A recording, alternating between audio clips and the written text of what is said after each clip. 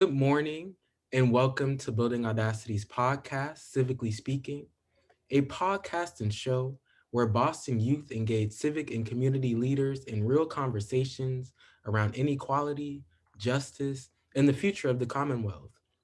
We ask questions on education, homelessness, food justice, health equity, racial justice, amongst other topics, to learn more about our guests' values and vision for Greater Boston. This morning's podcast, featuring mayoral candidate Andrea Campell, is part of our initiative to help our audience learn more about local elections and their community to make informed decisions this fall. I'm now going to pass it over to my colleague, Abe Abraha, to introduce our honorable guest, Andrea Campbell. Hi, Andrea Campbell is a native Bostonian, specifically from Roxbury, who at a young age had to build so much resiliency due to the loss of her mother and then her father being incarcerated for the first 8 years of her life. And after finishing school at Boston Latin School, and then going on to Princeton University, and then finishing her schooling at UCLA School of Law, and now fast forwarding to about 6 years ago, where she was elected to be the Boston City Councilor and that part of the Boston City Council, and then in 2018 making history as the first Black president of the Boston City Council. She's really the epitome of Black excellence here in our city, and so if you want to introduce yourself a little further, that'd be awesome. Ave, thank you, and Christian, thank you. And it's Ave, right? Or Eve? Eve, So Eve. we're going Eve. Okay. I heard Christian say Ave. I was like, wait a minute. Always want to say someone's name right because I often get Andrea, and I'm like, no, it's Andrea, and you guys had it perfect. So thank you both for creating the space, for taking the time. I'm really grateful and honored to be here. And I really appreciated that introduction, particularly as you said, had to build resiliency early. I never really framed my story in those terms, but it's really the truth. I'm really honored to be a candidate for mayor right now in this moment in time where we're talking about systemic reforms. I was just on a call with folks talking about policing reform and how we still have work to do here in the city of Boston. I'm still feeling the effects, of course, of George Floyd's murder. Systemic reform across every system you can imagine, including health inequities, because although there's light at the end of the tunnel, folks are still suffering from COVID. And so when I jumped into the mayor's race, it really was pushing this city that I love, that I was born and raised in, to do its own work and sometimes painful work of addressing our history of race and racism and division, redlining, busing, but not to stay there, right? To do the larger and more difficult work of coming together across every neighborhood, coming together as a larger community to close these gaps, to eradicate these inequities so that every single person in this city has access to the same opportunity I had growing up in the city of Boston, regardless of your neighborhood, if you're native born, or if you got here this morning. So, of course, happy to answer your questions, tell you a little bit more about why I do this work, and talk about specific issues, but really honored to be here.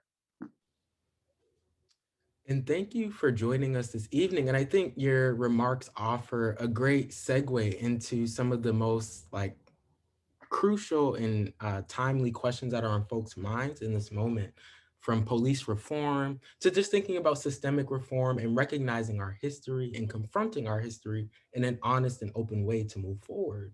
And so one of the things I want to ask is, I know a lot of people are concerned with what they're seeing across the country as far as what they see as an attack on critical race theory. And folks are feeling as though our history, Black history, is not able to be taught in schools. What would you offer? Because this is a critical part of reforming our system. And as a legal Right. scholar and someone trained in the law, what is your stance on critical race theory? And how do you make sense of this current controversy? And where does it fit into reforming and making a more equitable Boston? It's a critical discussion, and it's really disappointing, frankly, to see people politicizing it. I was blessed to go to UCLA Law School, and one of the reasons I actually looked at that school and chose it is it was the institution that started critical race theory. Professor Crenshaw, who I think splits her time between UCLA and Columbia Law School, started it, coined the phrase. There's a whole department of leaders and professors who are teaching the law with this foundation. And let me tell you, it is transformative. And it is a positive thing because it's not just about teaching, say, Black history, which is often untaught, particularly in elementary schools, high schools. It is about looking at this artificial construct of race and how it shows up in every system. And that when we use this artificial construct of race and how we started this country using that and saying that Blackness, brownness is lesser than, right, is inferior, that has an effect in our systems. It has an effect in who has access, in the outcomes that we will see. So these inequities that we see in housing, in our criminal legal system, in educational inequities, who has access to good parks or neighborhoods that feel safe, neighborhoods that feel clean, health inequities, you name it, this has played a role. And so if we are going to dismantle these systems and create a new, well, you have to have the history. You need to know the foundation and how it shows up. So I'm all for bringing this into other spaces. It would have to be crafted differently because it really is a legal theory. But I think the whole point is we need to be teaching truth. We need to be teaching history of everyone, Indigenous people, our LGBTQ plus community, our Black community, in the inequities that have showed up, the discrimination with respect to these communities, all of it's connected. And it was actually quite sad that I had to wait to get to law school before I learned much of this in the detail that everyone should know. And so for me, I'll continue to push that and to use these models as a way to push for racial equity when governing as well. Thank you for such a detailed and thorough response, and even touching upon the history of UCLA and Kimberly Crenshaw and your time there. And so, as to sort of to wrap up this question around critical race theory, for those in our audience who may not be familiar with what it means, if you were to offer, what is critical race theory doing, and why is it important? Why is it important to the average person who may be listening in? It really looks at the fact that if you were to look at any inequity in this country, access to voting, health inequities, housing inequities, educational inequities, the fact that communities of color are usually concentrated in poverty, the list is long. The number of folks who are incarcerated, of course, who are going through our criminal legal system, they're Black and brown, that's not by accident. Government in particular, for example, played a role in that. And why is that? Because the laws, for example, that were crafted in this country were not done separate and apart from this construct of race. That Do you have race, an example for our listeners? Might you have an example? Because I think yeah. I'm in conversation with you, but these folks may be like, what did what does that look like? So, for example, most folks have never read our Constitution. The original version of our Constitution had us, Black people, we were 3/5 of a citizen. We were 3/5. We weren't even a citizen yet. And so when you look at the fact that laws were changed over time, the question became, well, then what privileges, when we make them citizens, should we give them? What does their humanity afford them? That's an ongoing conversation. Should they be allowed to vote? If you're incarcerated, should you be allowed to vote? And so that foundation, that premise that our humanity, that we are valued less, in the very construct of, or in the words of our Constitution, that foundational document, it has ripple effects in the legal system as a whole. And so these are laws that determine if you should vote, what access to resources you should have, Social Security, right? And usually African Americans in particular, Black people, were excluded from these things legally because they were not viewed as being human or as full citizenships who deserve this. And on the other hand, white residents were full citizens who deserved Social Security, for example, who deserved certain benefits that came from government. So this legal theory at UCLA and now, of course, in other spaces says, even though we've corrected some laws to make us Black people citizens, there are still effects that show up today because of where we started. And when we have to say Black Lives Matter, for example, it does connect to that we are still trying to demonstrate, one, our humanity is 100%, and that the layers of race and racism that continue to show up in this country We still have work to do because the inequities are still there because we have not grappled with that foundation.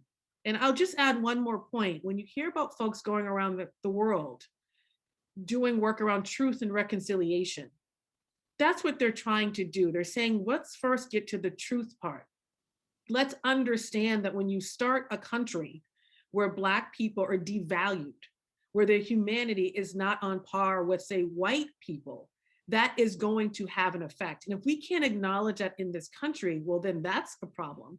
And once we do, well, what are the effects? And we have to be honest about how that has shown up and how laws in particular have played a role in maintaining the inferiority of Black residents and Black citizens. And I'll just name, I'm reading a book now, The Criminalization of Blackness. And it is very powerful. It's a very dense book. I'm learning a lot, but just how crime and Blackness correlate and criminality and Blackness, that has to do with the construct of race and the foundation of this country too. So it's just important that we know our history and we do our reading, and that we really go deep, because we won't get it automatically in our school setting, sadly. Thank you.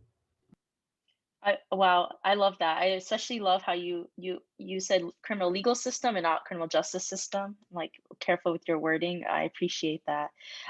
Just like I want to, was just on the topic of race, I just want to ask, like, very quickly, like, what does addressing systemic racism mean to you tangibly? Like what are like the action steps that actually can actually address systemic racism? I know a lot of people have been like using it as like a buzzword, but like a lot of folks like don't ever talk about what they would actually do to address it. And like, Oh, tell me about it. I love this yeah, question. And it really has to be specific, particularly when you're talking to communities of color that have been so disappointed by their government. And there's such distrust and continues to be because promises are made and usually never implemented. So one, it does start with this truth piece. And I was recently talking to someone who actually was helping me draft a hearing order on the council side to create a Truth and Reconciliation Commission right here in Boston, to say this is ongoing work that everyone should be a part of, right? It shouldn't just sort of be one elected or individual in a space talking about how we respond to systemic racism with action items. So I really want to start this commission because there are a whole range of action steps we can take. One thing she did stress, and she wasn't optimistic, but I was like, come on, keep hope alive, was the truth part.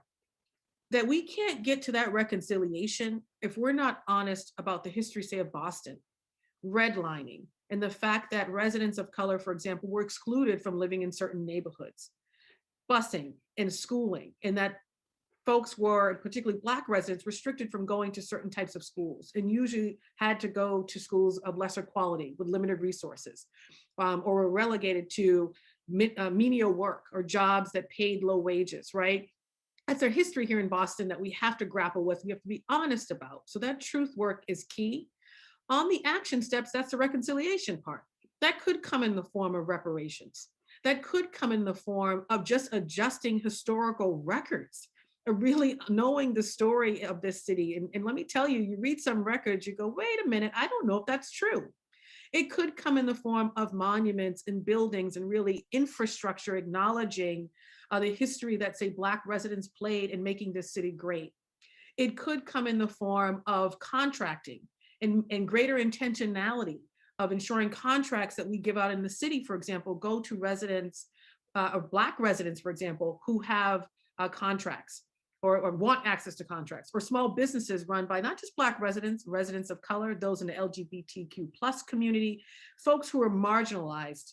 And I will tell you, the critical race theory piece really pushes us as leaders to be intersectional in our response as well. So as we are pushing ideas and solutions around how we invest in communities that have been under-resourced because of systemic racism, and that largely is Dorchester, Mattapan, Roxbury, parts of Eastie, parts of Hyde Park, that we also have this intersectional approach, because there are many segments of the population that have been oppressed.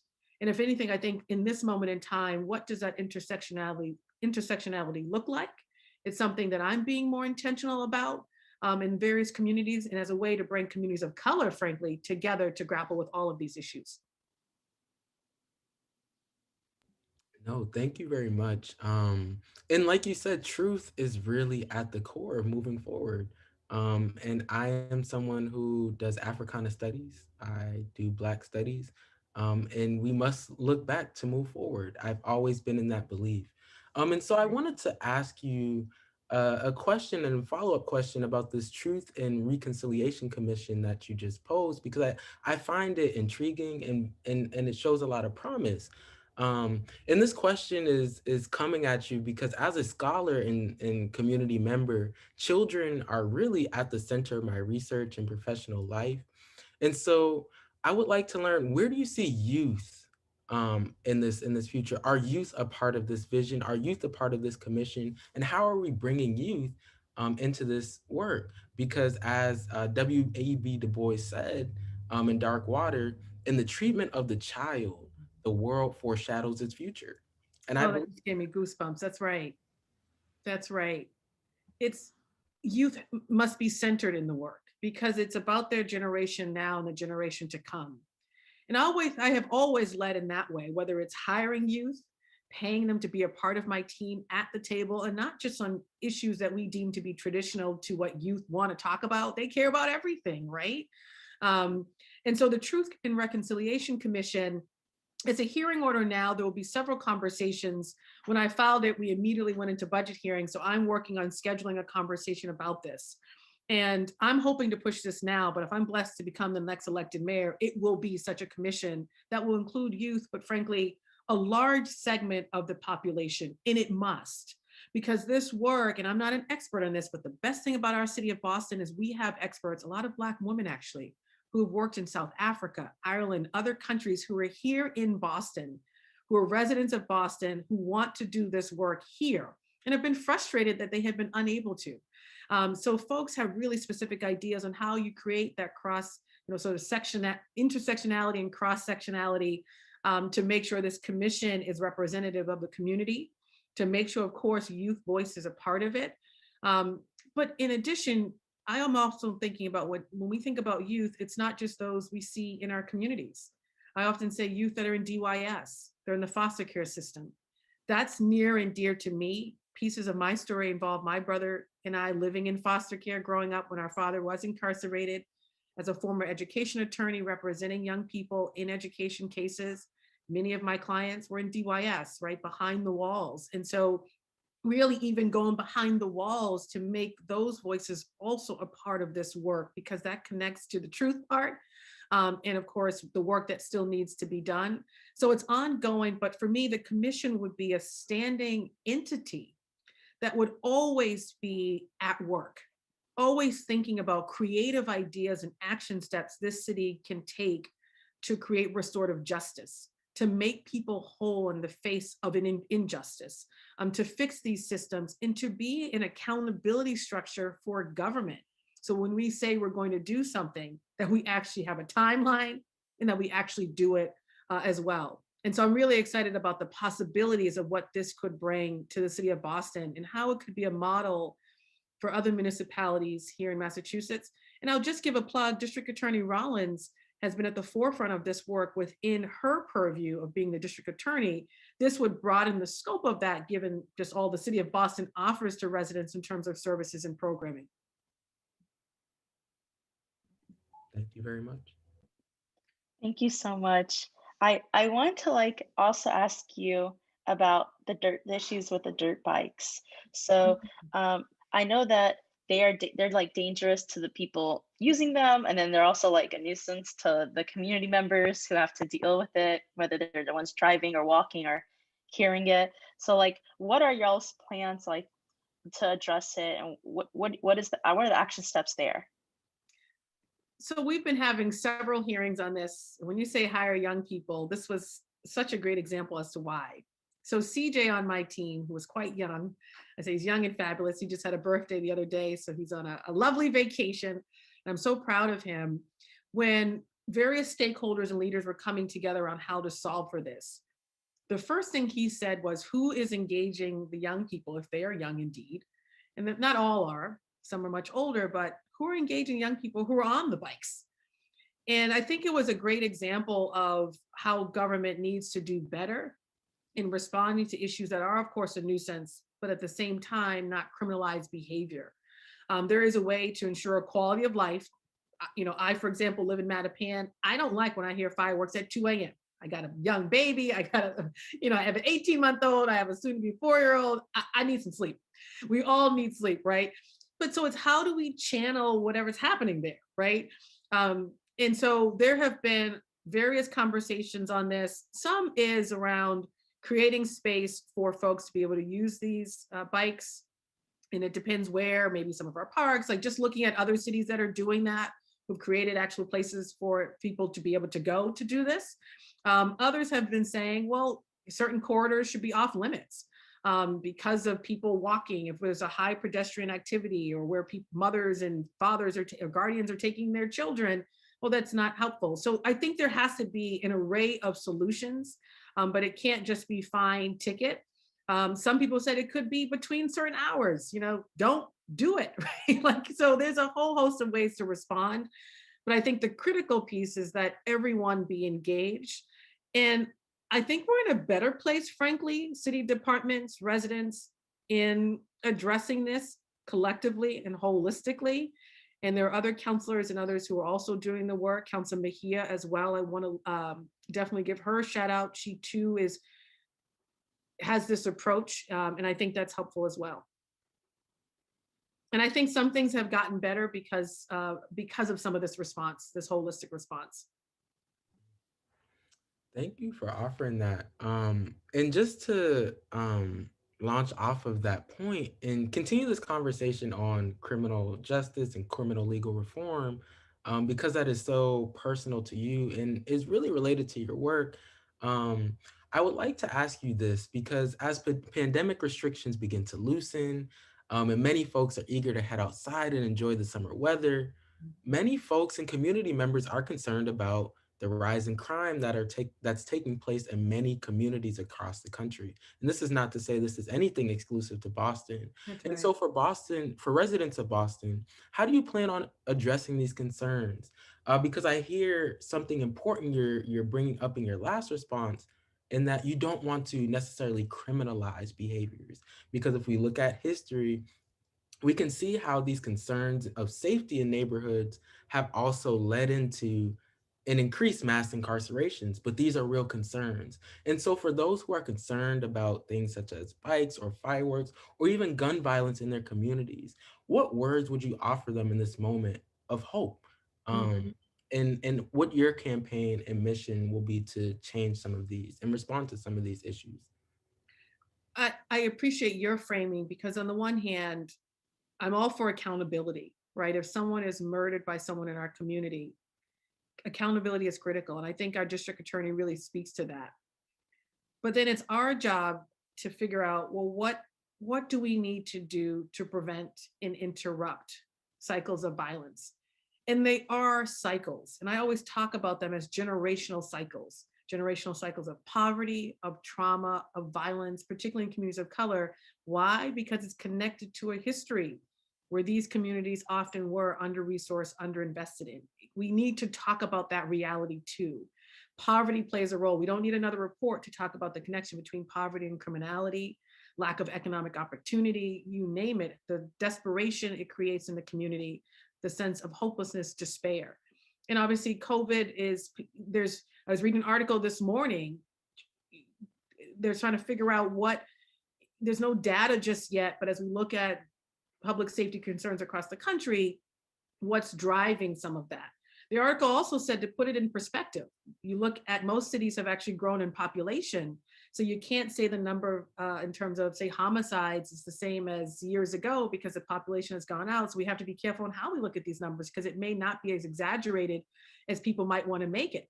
But some do that because I think their underlying intention is to stop any type of reform. And so I have been saying accountability, yes. Police alone, the second is that police alone will never be able to eradicate violence in communities by themselves. And so, yes, there is a purpose and a role they play. And in the communities I represent, which is predominantly a community and district of color, folks are saying we are over policed but underprotected. When I call, I don't get a response or no one shows up. So they want a response. They want a greater response.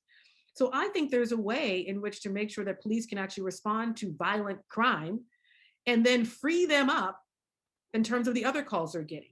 So we need resources to be able to address the root causes of violence that police will not be able to solve. That's the crux of it. And so I've been pushing to say, yes, we can have safety, while at the same time reform.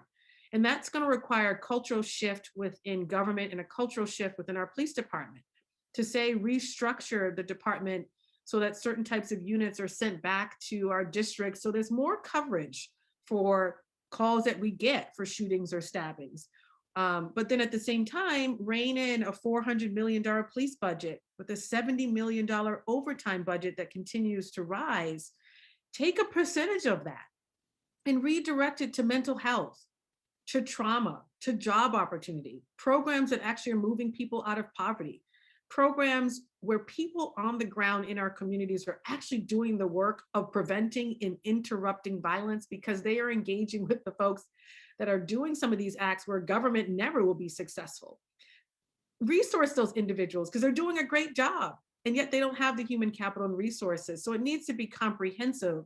And so I'm pushing for this more comprehensive approach and pushing back on this narrative that police alone will be able to solve for these incidents of violence. They just will not. And I think if we haven't learned anything, we need to go back in history and see that that's just not the case. And so it's a complex issue right now, but one that I have been proud to be at the forefront of and put out some really thoughtful policies on how we can do just that. But it's going to require a shifted mindset and culture. And that's where leadership absolutely matters. And I just wanted to highlight the point that you're bringing up. We don't need any more studies. No, we don't. We have That's right. history. We have testimony on the ground, right? That are speaking to these lived experiences. And how are we tapping into that? And leadership is so crucial. So I thank you for bringing that point up as well. And I'll just add, I have so many loved ones who are incarcerated, were incarcerated, and obviously my twin brother Andre passed away, right, while in the custody of a state prison. He's the reason I do this work, because you have two twins that have such different life outcomes. And I said, how can that happen in the city of Boston? And I began to look back at what I had that allowed me to come out of a very traumatic, poor family to be, in quote, successful, right? And it was mental health supports, it was academic supports, it was excellent schools, it was jobs, youth jobs. I had a lot of them early on, all the way until I left high school to go off to college. So sports, just a whole bunch of programs and loving adults surrounding me.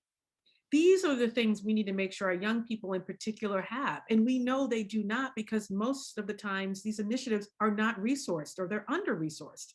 And they definitely don't have the human capital at the organizations that are doing this work every single day.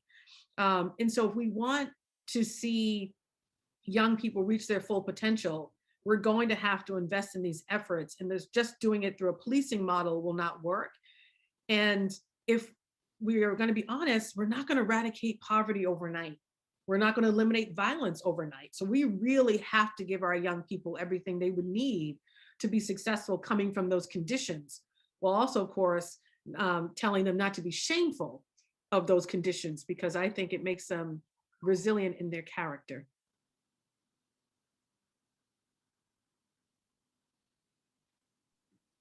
Thank you so much for sharing all these things and with all our questions.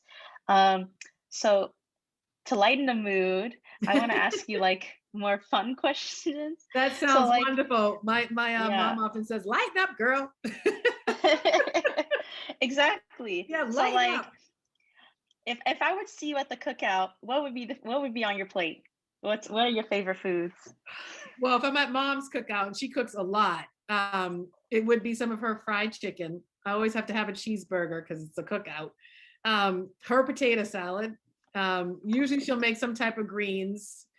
I love deviled eggs. That seems so random, but I love deviled eggs. Oh, deviled eggs are amazing. I love deviled eggs. Yeah. And then on a summer day, like if we're at a beach or something, it's like fried clams or fish, something like that. Very Boston. So Bostonian, right? Yeah. Yep. And sort of in that line, right? Yeah. I'm curious. I think a lot of people will be curious, like, where does someone like a city councilor hang out? Like, where does someone who's running Yeah. for mayor, like, what do they do? Do you go to like certain restaurants? Are there certain like places that you go to? Are there certain venues where folks in Yeah. your area hang around? I think people would be curious to know, like, what sort of places do you hang out at, or where can people find you? Um, so usually in Mattapan. And I will tell you, I spent a lot of time in Mattapan and Dorchester. In part of it, sometimes downtown just seems so far away, especially if you're taking public transit, right? So I spent a lot of time in Mattapan and Dorchester where I live. I live in Mattapan. Dorchester is a big part of my district. Um, my folks also live across the street, so there's just a little community here.